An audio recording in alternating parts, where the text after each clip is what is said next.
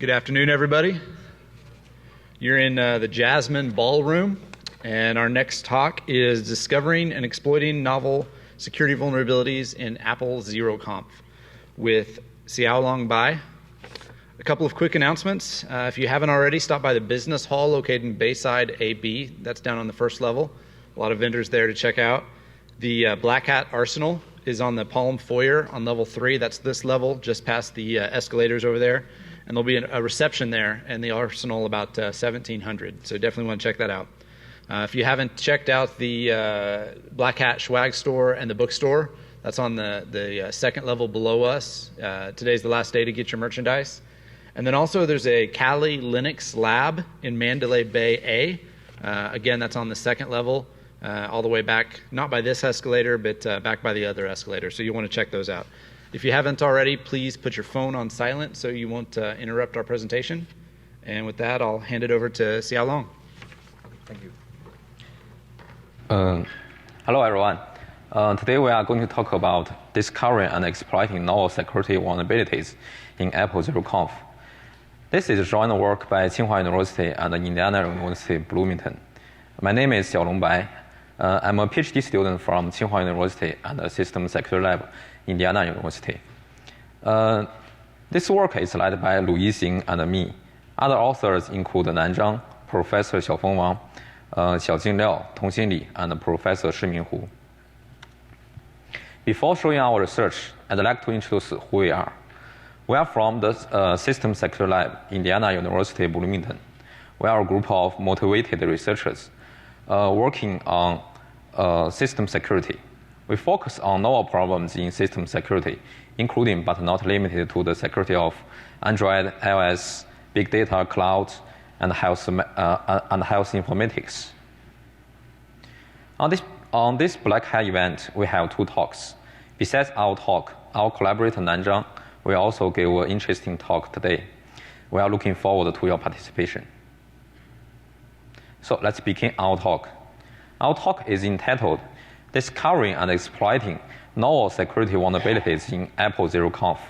So today we are going to share some vulnerabilities in Apple systems, including iOS and OS X. But here is the question. What is Apple ZeroConf? ZeroConf is short for Zero Configuration Networking. It is a set of techniques that automatically configure a usable network. With the help of these techniques, there is no need for manual configuration or other specific configuration server. These techniques are designed to reduce users' burden when setting up a new device or using a new service. So when we talk about Bonjour, when we talk about zero configuration, the first concept I'd like to introduce is Bonjour. Bonjour is a protocol of zero configuration networking over IP. Apple has submitted Bonjour protocol to the IETF. So with Bonjour, Apple wants to provide the capability that with little or no configuration, users can easily add a new device or new service to a local network. And existing devices can automatically find and connect to these newly added devices or services. So with Bonjour, administrators no longer need to assign IP addresses, host names, and service instance names to the services on a local network. And with the help of Bonjour, when users want to use a new service, they simply ask to see what network services are available and choose from the automatically discovered services. In order to better understand what is ZeroConf, let's take a quick look at the traditional network that requires your manual configuration. Traditionally, you cannot connect to your printer without proper configuration. You have to manually configure the IP address, printer name, or DNS records in order to connect. However, in terms of usability, people don't like such manual configuration. We want everything to be automatic. So we have Bonjour now. We want a service to automatically configure itself, and including its IP address, host name and service instance name. Also, we want the users to have the ability that, that they can automatically discover available services in the local network without pre-knowledge of the service instance name, host name, or IP address. So how is Bonjour working? We will take the printer as our first case. We will first show you how Bonjour helps you add a new printer to a local network without your configuration. Say we want to add a new printer to the local network. With Bonjour, the printer starts to configure itself. It will ask a few questions in order to do this self-configuration. First, it will ask that, is anyone using this IP address? If no one replies, then the printer will take this IP address. Next, it will further ask, is anyone using this host name? If no one replies, then the printer will take this host name. And it will take a service instance name in the same way as it takes the IP address and the host name. So this new printer successfully configures itself. After this automatic configuration, the printer's IP address, host name, and service instance names are all unique in this local network. Besides automatic configuration, Bonjour can also help users to automatically discover available services in the local network. This is accomplished in two phases, as discovery and resolution. We still take the printer as our case. Let's see how a client can automatically find this newly added printer. When you want to find the printer, the operating system will ask the network, does anyone have a printer service? The printer will answer that I have a printer service, and its service instance name is HP service 9V5. This is the discovery phase. After discovery, our operating system now knows all the service instance names of all available printer services in the local network. And next is the phase of resolution. During this phase, the operating system will first ask, so on which host is this HP service? The printer will answer that it is on the host. It is on host named HP9V5, the host the local. However, this host name cannot be used for connection. In order to connect, our operating system still needs to know the IP address of the printer. Then it will ask, what is the IP address of this host name? The printer will answer with its IP address. With this IP address, our operating system can now connect to the printer for future printing jobs. Now the operating system has saved this printer in your printing list for future printing. However, I have a question here for you. The printer has three attributes: IP address, host name, and service instance name. So, which of these three attributes do you think are saved for future printing?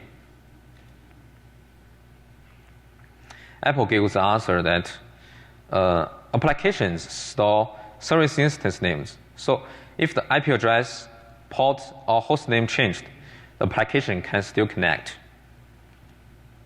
So it is the service instance name that is saved in your printer list for future printing. Next time, when you print to your saved printer, you print to a printer who owns this service name. And our system will go through the resolution phase again to connect to this saved printer.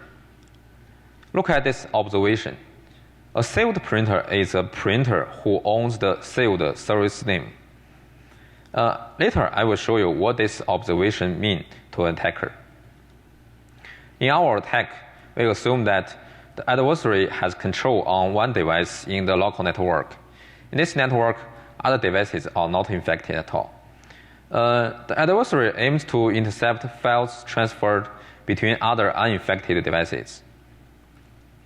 So in our previous example of the printer, even if your Mac and your printer are not infected at all, is it possible that your printing documents will be stolen by someone else in this network. Let's see how we crack these zero configuration techniques. And Bonjour is our first target. On attacking Bonjour, I will show you two examples. The first is the attack to the printer case, and the second is the attack to a paid application on iOS, which is called PhotoSync. In the first attack to the printer case, as assumed in our adversary model, the iMac in the local network is controlled by malware. Other devices, including the printer, are not infected at all. The malware from the iMac will claim a service instance name. This service instance name is exactly the same with that of the victim printer.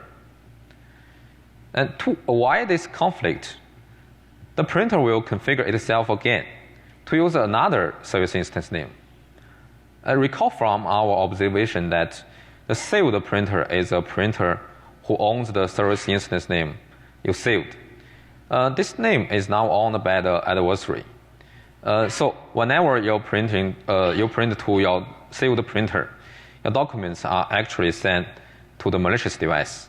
It then forwards this document to the victim printer, which enables a successful man-in-the-middle attack. So why this happens? We now know all three attributes of a printer may change. However, Apple treats one of them as a constant identifier. This is nonsense. Relying on some changing attributes for identification may always fail. Also, a more fundamental problem here is the lack of authentication in this protocol. Anyone can claim any of the three attributes. The protocol only guarantees no duplicates, but not security. So you may have a new question. If the service instance names are not saved, is it secure enough? The answer is no. Our second attack to the paid iOS application, PhotoSync, will explain why. As we have introduced, PhotoSync is a paid iOS application. It uses Bonjour to automatically synchronize photos between Mac and iPhone in the same local network. During synchronization, the photo sender acts as a client, and the receiver acts as a server. The client uses Bonjour to find the server and connect to the server for sending this photo. Different from the printer case, the PhotoSync client does not save the service instance names of the PhotoSync server during Bonjour. Instead, it goes through the whole Bonjour phases of discovery and resolution each time there is need for synchronization. The process of PhotoSync is similar to that of printer. Client first process for the server in the phase of discovery by sending a broadcast query. Please note that the dashed line in the figure means broadcast. And the server will respond with its service instance name, say ABCD. In the following resolution phase, the client further queries for the host name of this service. And the server responds with its host name, which is MacBook. And in the following resolution, the client further queries for the address of the host. Then the server responds with its address. With this address, the client is able to connect to the server for synchronizing data. However, even if the PhotoSync client does not save the service instance name of the server, it is still subject to man-in-the-middle attacks. A malware-infected device in the same local network can still spoof the client. This spoofing happens in the resolution phase. Based on what is resolved, the attacker can launch two kinds of spoofing attacks. One attack maps the victim server's service instance name to the attacker's host name. And another attack maps the victim server's host name to the attacker's IP address. In the first attack, when the client broadcasts to ask for the host name of the server of the service instance name, say ABCD, both the server and the attacker will respond with their own host name. However, the client cannot distinguish which one is the real server. Then it has 50% to connect to the attacker. And the attacker forwards the connection to the victim server, which enables a successful man-in-the-middle attack. In the second attack, when the client broadcasts to ask for the address of the server's host, both the server and the attacker will respond with their addresses. Also, the client cannot distinguish which one is the real one, and it has a 50% chance to connect to the attacker, and the attacker will forward this connection, which is a man-in-the-middle attack. Here is a demo of our attack to PhotoSync. In this demo, you will see that when two devices use PhotoSync to transfer photo, a malicious device can intercept this photo. On the left side is the victim receiver, and on the right side is the victim sender. And the MacBook in the middle is the attacker.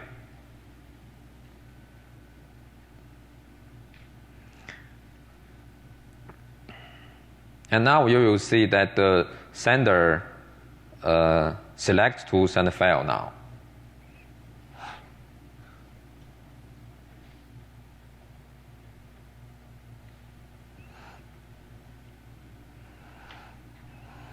And both the sender and the receiver start to connect to each other. And both of them will say that they have successfully connected to each other, but actually they are connecting to the attacker in the middle.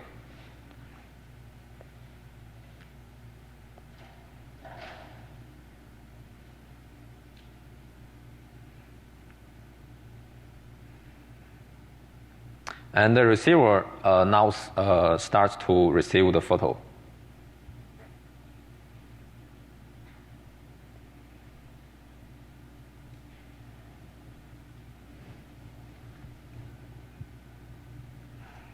And you can see that the photo transfer begins. You can see that the photo is intercepted by the malicious device, and we show the OS versions in our experiment. And you can see that the MacBook device name is not seen by both the victims. And we show the iOS versions. You can see that the victim receiver also gets this file, gets this photo, and it is the same photo as the one intercepted by the malicious device. Though we only show two attacks in this Bonjour, what we show here is not an application-specific or service-specific problem. These attacks can be applied to other services or applications using Bonjour. As I have said in our attack to the printer, the fundamental problem behind these attacks is a lack of authentication in the protocol. Anyone can claim any value of the identification attributes. The protocol only guarantees no duplicates, but not security. And then you may have a new question. Is it easy to provide a proper authentication in this zero configuration scenario? The answer is no. To explain why, let's take a look at our attack to another important and popular Apple service, which is called AirDrop. Here is Apple's description for AirDrop. With AirDrop, you can share photos, videos, websites, locations, and more with people nearby with an Apple device. To transfer a file by AirDrop, you just need to click the receiver on your screen, and AirDrop will help you deal with the device connection and file transfer automatically. Here is a quick video demo of the normal AirDrop process. When you want to use AirDrop, you only need to click the receiver on your screen, and the receiver now gets this file. The AirDrop will handle the device discovery and the device connection automatically without your configuration. So what is behind this quick demo? The AirDrop process also follows Bonjour. Say a MacBook wants to drop a file to an iPhone.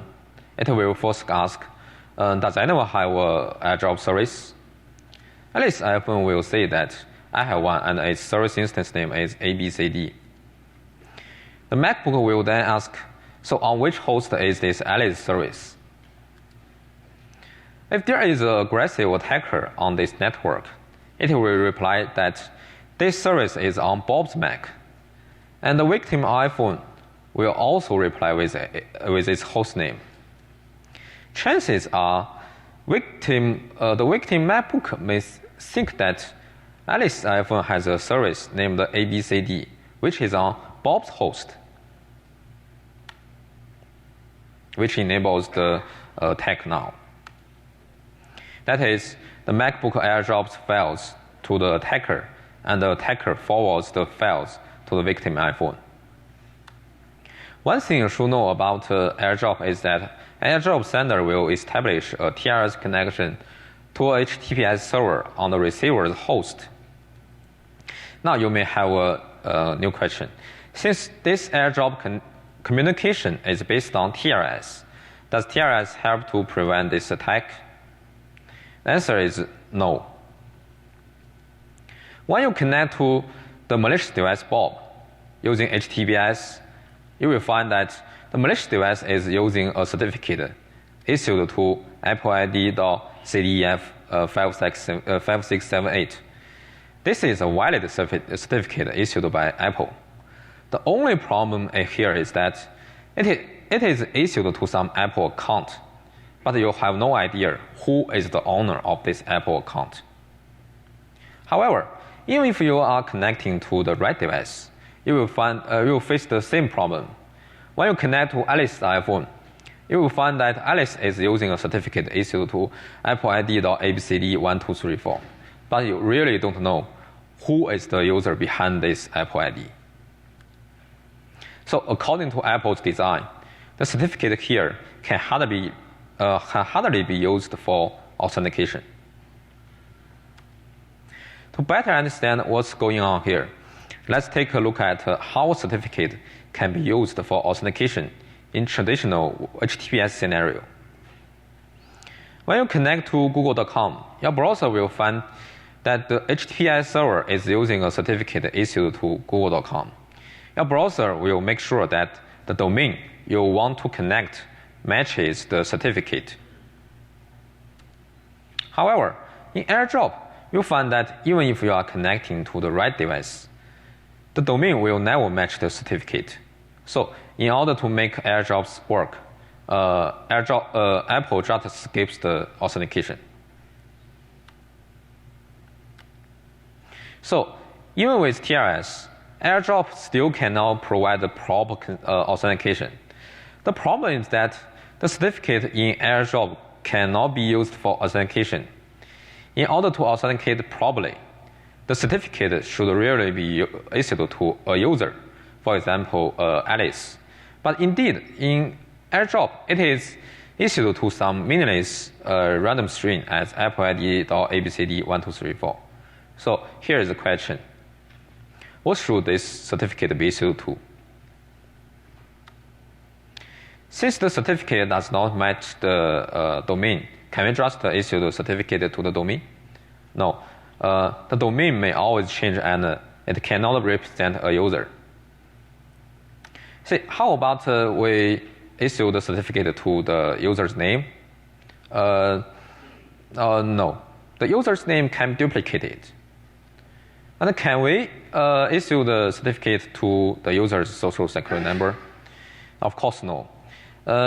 Because social security number for user is too private.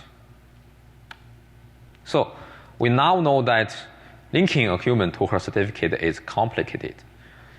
We need to find some identifiable information that is well-known, no privacy, and unique. We believe that this is still an open question, and we made our first attempt to address it, which will be explained later. Here is a demo of our attack to AirDrop. In this demo, two devices use AirDrop to transfer file. A malicious device can intercept this file. On the left side is the sender, and on the right side is the victim receiver, and the MacBook in the middle is the attacker. And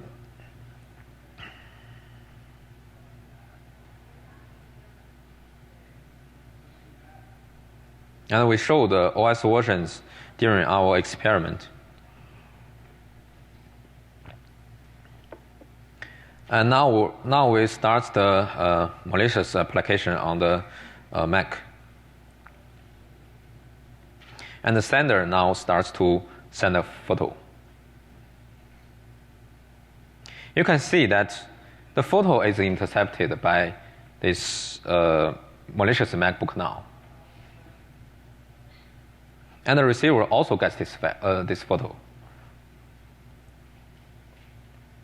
You can see they are the same photo. So any files or URLs transferred through AirDrop can be intercepted in this way. When cracking AirDrop, we reverse engineered the AirDrop service daemon, which is sharing D. Sharing D is responsible for the whole AirDrop process, including the Bonjour process and the HTTPS connection. One interesting thing we found in AirDrop is that AirDrop does not use the normal Ethernet interface. Instead, it uses a specific Apple private interface, which is called AWS0. By using this AWS0 interface, AirDrop can establish device-to-device direct Wi-Fi link. So, in order to have launch a successful attack, we also need to spoof on this interface. Then how can we work on this interface? The answer is in sharing D daemon. We found that it uses an Apple private socket option. With this option, we can now work on this AWS0 interface. Besides Bonjour and AirDrop, Apple also provides some frameworks to provide the capability to work with zero configuration. Next, let's look into a vulnerable framework, which is called Multipeer connectivity. Multipeer connectivity is a framework for automatic service discovery. With the help of multipeer connectivity, nearby devices can discover each other without user's configuration. It can work both on Wi-Fi and Bluetooth channels. It uses an object called PID to identify each application using this framework. PID has a few properties. One public property is called display name, which is customized by users or developers. And another private property called unique ID, which is generated by IMC and transparent to developers. During normal service discovery, the servers will advertise their PID objects. And the client will browse for these advertised PIDs and present these PIDs display names. Even if different servers' PIDs are created with the same display name, the unique IDs generated by IMC will always be different. As a result, the client can distinguish them by the unique IDs and show two pairs. However, when an attacker acts as both client and server, it will also browse and acquire the PID object advertised by the victim server. Then it can advertise using exactly the same PID object. However, the victim client cannot distinguish these two pairs because they have the same unique ID. It will consider that the attacker's PID is just an update to the existing one. And it will map the only PID to the attacker's address, which enables a man-in-the-middle attack. Here is our code to attack applications using multipeer connectivity. We first start a browser looking for available advertisers. Once we find an advertiser, using once we found an advertiser in this callback method, we start a new advertiser using exactly the same peer ID object and other advertised information. But if application do not use peer ID for identification, will they be secure? The answer is no. To understand why, let's take a look at another application which uses multi-peer connectivity framework but does not rely on peer ID for identification. Our target application is a very popular instant messaging software in China, which is named QQ. According to Wikipedia, QQ has more than 800 million active accounts now. QQ on iOS provides an interesting functionality, which is called face-to-face transfer. With this functionality, users can transfer files between nearby devices without need to connect to remote QQ servers. This functionality is based on multi-peer connectivity. Different from other applications using multi-peer connectivity, which uses peer ID for identification. QQ uses a customized, unique QQ ID for identification. Normally, at the beginning of each transfer, besides advertising peer IDs, the file receivers also advertise their unique QQ IDs. And the sender browses for these QQ IDs. Once the sender finds the receivers, it will list the receivers according to their QQ IDs instead of unique IDs. Then the sender will connect to those receivers, and the sender will also need to send its QQ ID. The receivers now know which sender is connecting to them, and then the first file transfer will begin. However, when there is an attacker in this scenario, it will also find the receiver and the receiver's QQ ID, and it can advertise using exactly the same QQ ID. Then the sender cannot distinguish these two devices because they have the same QQ ID. And then it has 50% to connect to the attacker. The attacker will forward the connection to the victim receiver, which when connecting to the victim receiver, it uses the same QQ ID as the sender to pretend to be the victim sender, which enables a man-in-the-middle attack. So let's see our demo to the attack to QQ. When two devices use QQ to transfer file, a malicious device can intercept this file.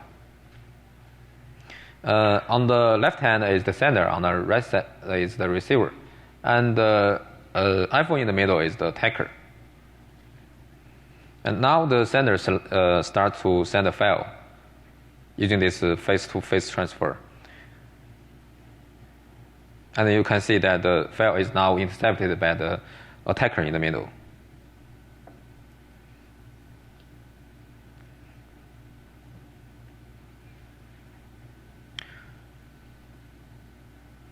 And we will try again to see whether it is.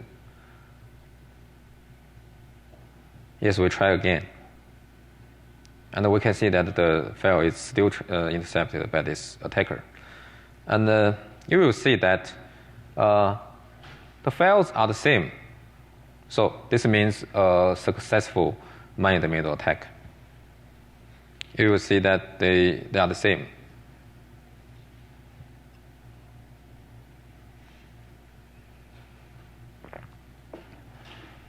We show the QQ versions in our experiment and the OS versions.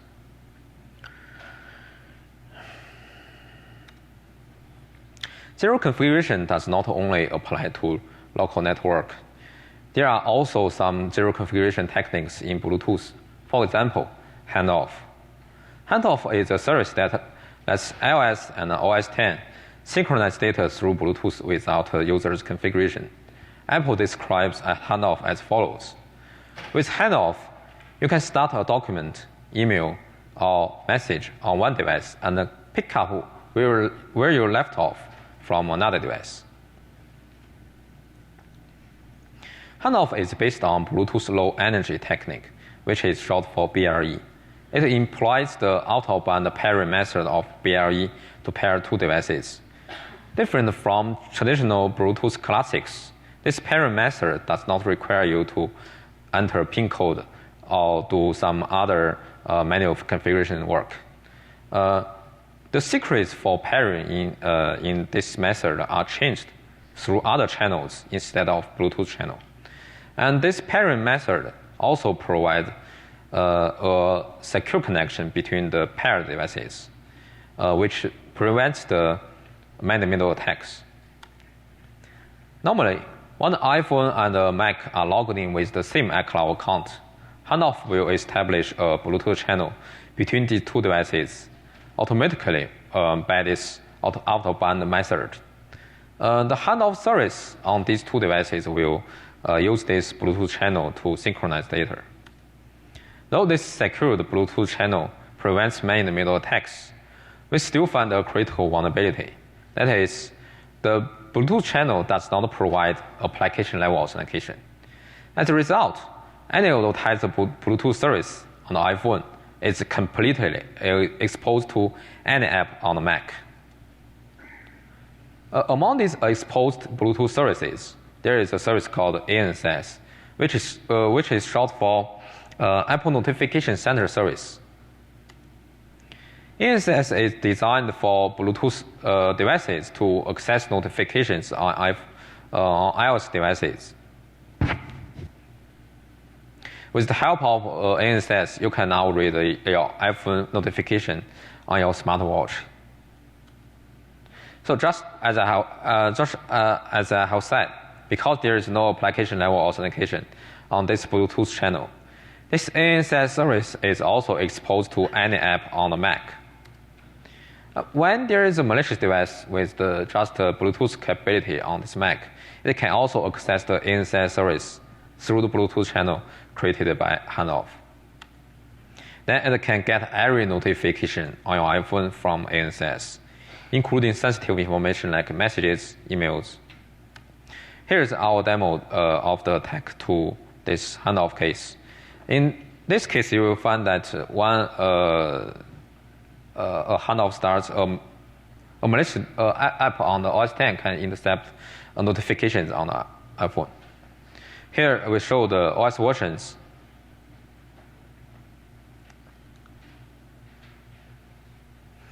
And you can see that the two devices are now logged in with the same iCloud account. And